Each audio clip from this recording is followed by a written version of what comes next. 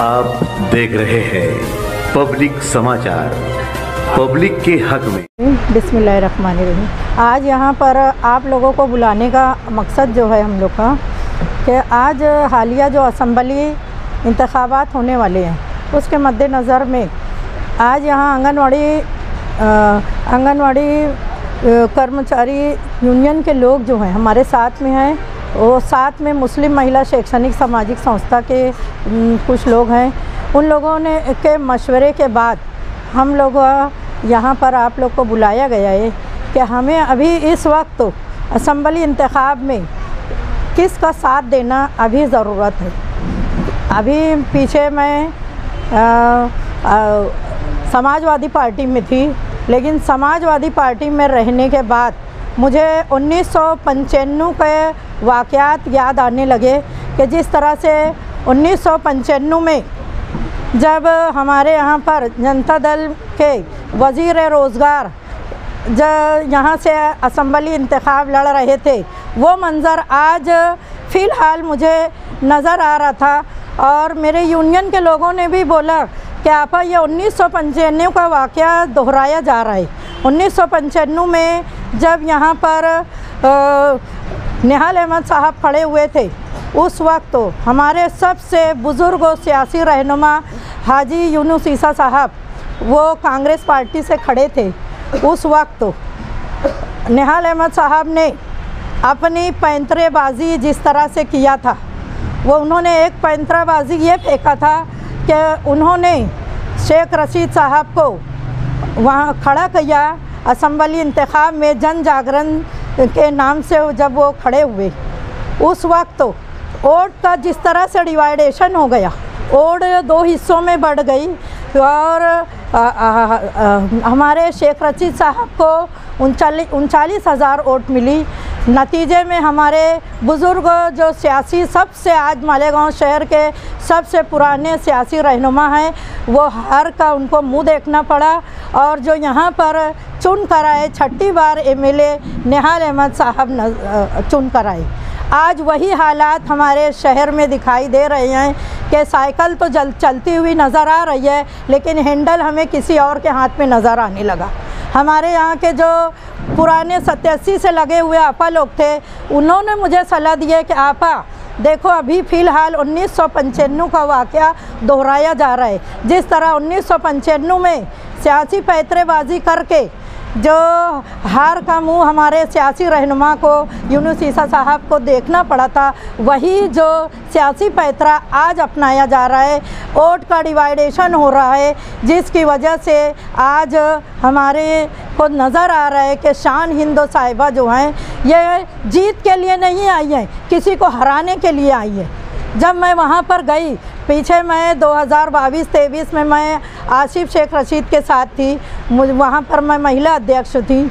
बाद में वो जब राष्ट्रवादी से जब उन्होंने अपने आप को मुक्त कर लिया, जब उन्होंने किनारा कर लिया, तब मैं घर पर बैठ गई थी।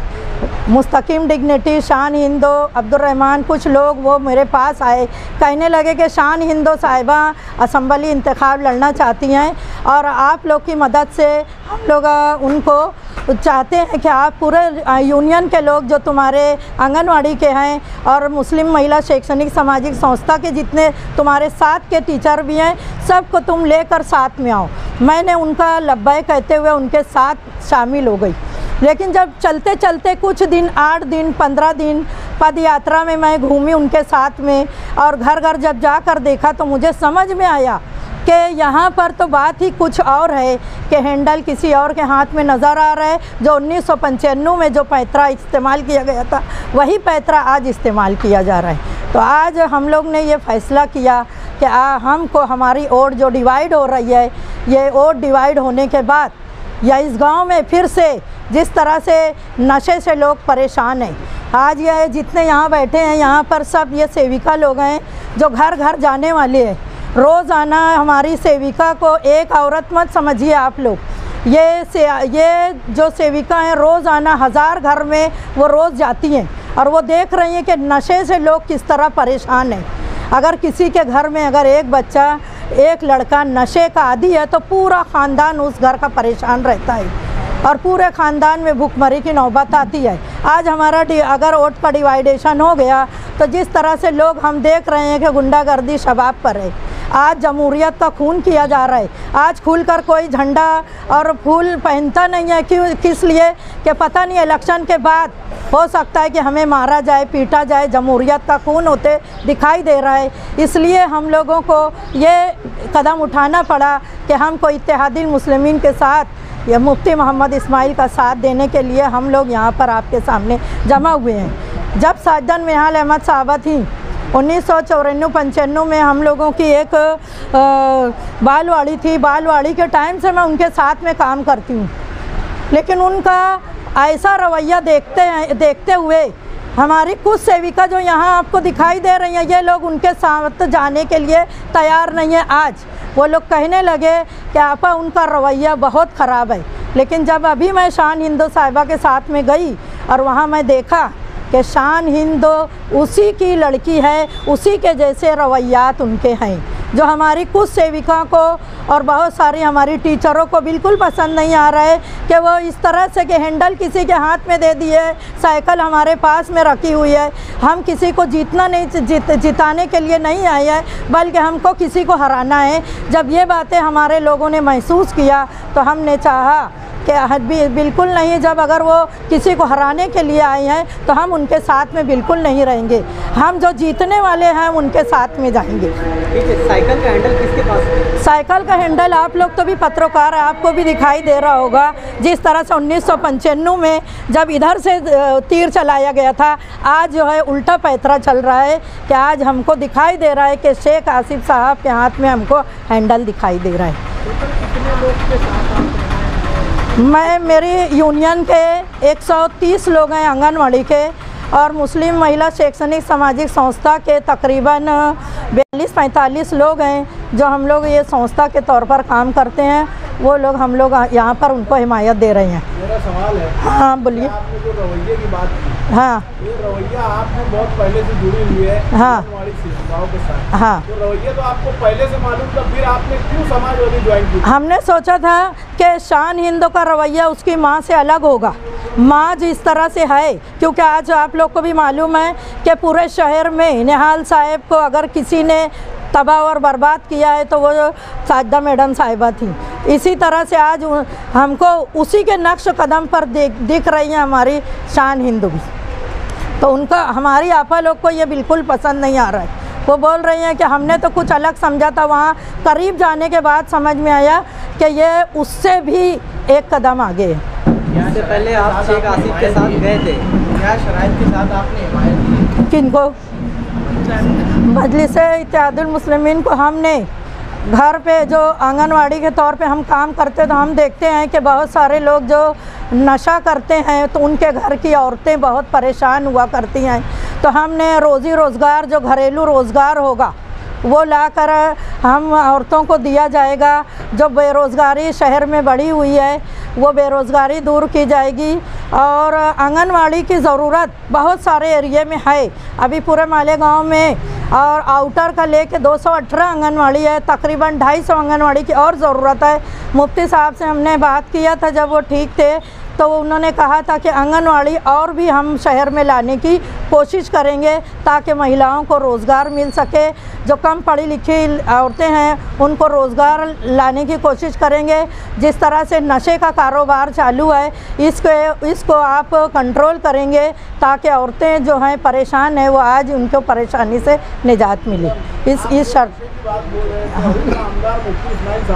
हाँ, आमदार मुफ्ती मोहम्मद इस्माइल हैं, लेकिन ये नशे का कारोबार जो दूसरे लोगों के हाथ में है। तो हमने कहा है कि मुफ्ती साहब आपने पहले उनको बहुत छूट दी थी, लेकिन अब आपको छूट नहीं देना है, बल्कि उनको अपना सियासी शिकंजा कसेंगे। आप एक दीनी भी, मिली भी, समाजी भी हमारा आप असासा हैं, तो आप हमारे समाज की बेहतर नुमाइंदगी करेंगे। इस उम्मीद पर हमने उसको आज हमने उनको हिमायत दी है। हमारी अहम डिमांड यही थी कि आंगनवाड़ी और भी जो जिस फील्ड में मैं उस फील्ड की मैंने डिमांड ज़्यादा रखी है कि आप आंगनवाड़ी जिस एरिया में नहीं है उस एरिया में उन बच्चों को जो हम लोग लाभ देते हैं कि उनको जो दाना दिया जाता है, दूसरे आरोग्य केंद्रों की जिस तरह से उन लोगों की वो होती है, वो आरोग्य केंद्रों की भी उनको सहूलत नहीं मिल पाती, इसलिए आप आंगनवाड़ी हर एरिया में लाने की कोशिश करेंगे। उन्होंने कहा कि मैं भरपूर नुमाइंदगी करूंगा कि आंगनवाड़ी हर हिस्से में हो। और जिस तरह से नशे का कारोबार हो रहा है, गुंडागर्दी शबाब पे आज जमहूरियत का खून हो रहा है, जब आज कुछ हिस्से में हम जाकर प्रचार करने वाले बता रहे हैं कि हम उस हिस्से में नहीं जा सकते।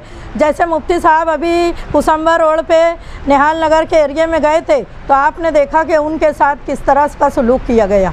तो ये बातें औरतों को पसंद नहीं आ रही हैं, ये बात। हाँ, स्टेट से कहा था आप नकार रहे हैं, आप अभी उनके साथ जा रहे हैं, तो कैसा देखते हैं आप? नहीं, हमने कहा था कि वो काम करने के उनके अंदर जो सलाहियत कम है, तो हमने अब उनको कहा है कि आपने आपकी सलाहियतों को बरुए कार लाइए, आपका जो पद है उसको आप देखिए कि किस तरह से आप क्या काम कर सकते हैं, शहर को बेहतर नुमाइंदगी आप दे सकते हैं।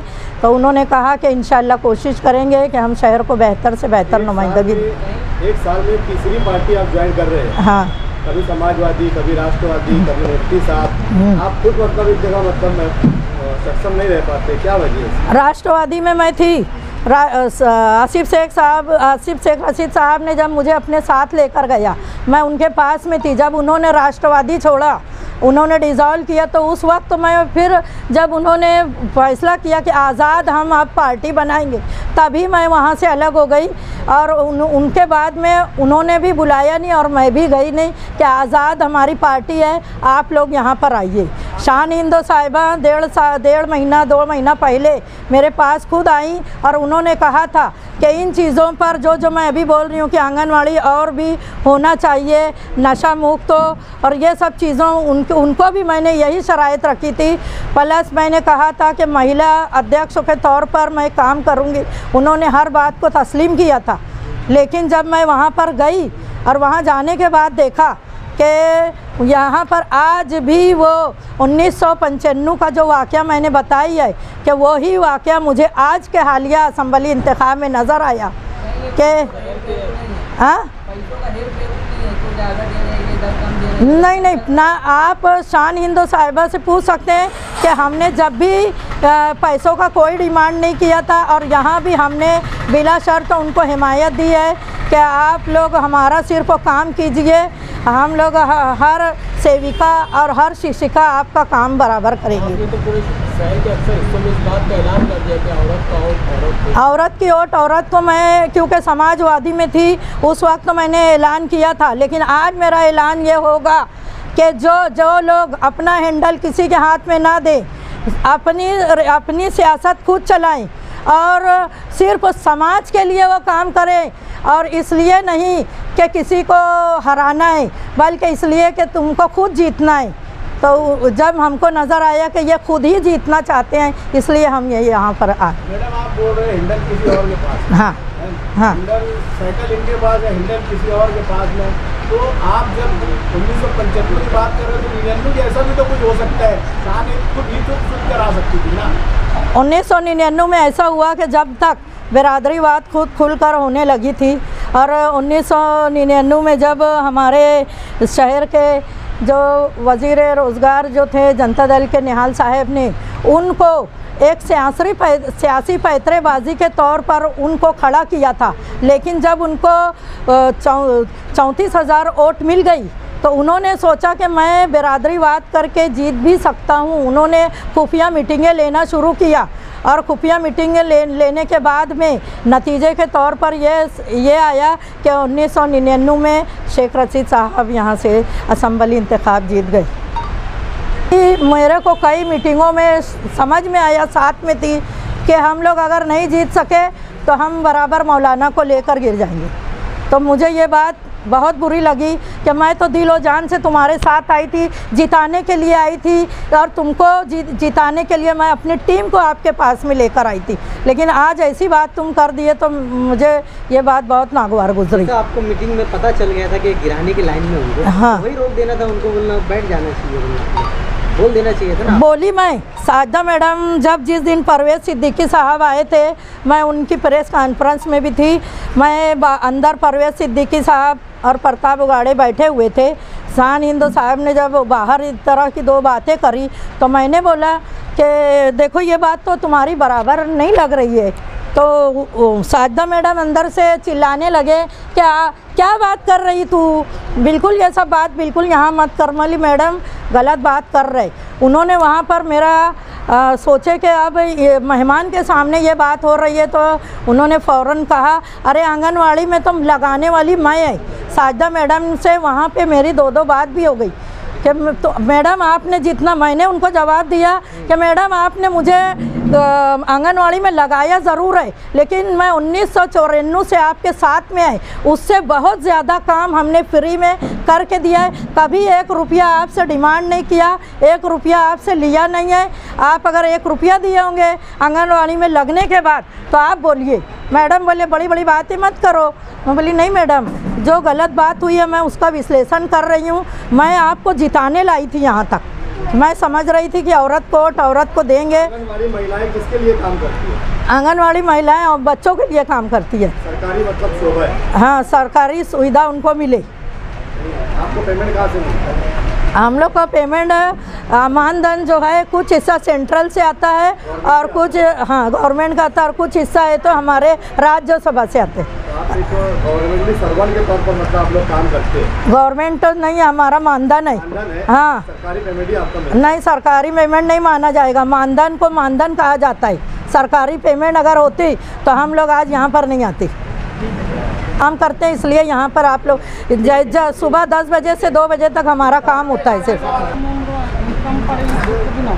आप गवर्नमेंट से क्या चाहते हैं? हम लोग आंगनवाड़ी के तौर पर ये चाहते हैं कि ये आंगनवाड़ी में लगने के लिए 10वीं पास लगते थे और खाला जान के लिए यानी मददनीस के लिए 7वीं पास लगते थे। लेकिन आज जो गवर्नमेंट ने धोरण बदला है कि जितना अगर उनके पास में अरीज़ा आया है तो जो सबसे ज़्यादा पढ़े लिखे हैं उन्हीं लोगों को ले लिया जाता है। पिछले साल अभी भर्ती हुई थी, बीएड एमएड लोग हमारी मददनीस में दाखिल हो गए हैं। ये हमारा गवर्नमेंट का सबसे बड़ा एक मसला है कि कम पढ़े लिखे लोगों के लिए अब जगह नहीं है। जब हम लोग ज़रूरत है उनको नहीं मिला, जिनको ज़रूरत है, जो ये घटस्फोट है, जो परिपत्र रहते, जिसको कोई कारण नहीं रहता उनका नहीं काम हुआ। जो पढ़े लिखे ज़्यादा रहते उनको लिए जाता है। ऐसा नहीं होना ना, मजबूर है, जो औरत मजबूर है उसके लिए होना है ना यहाँ।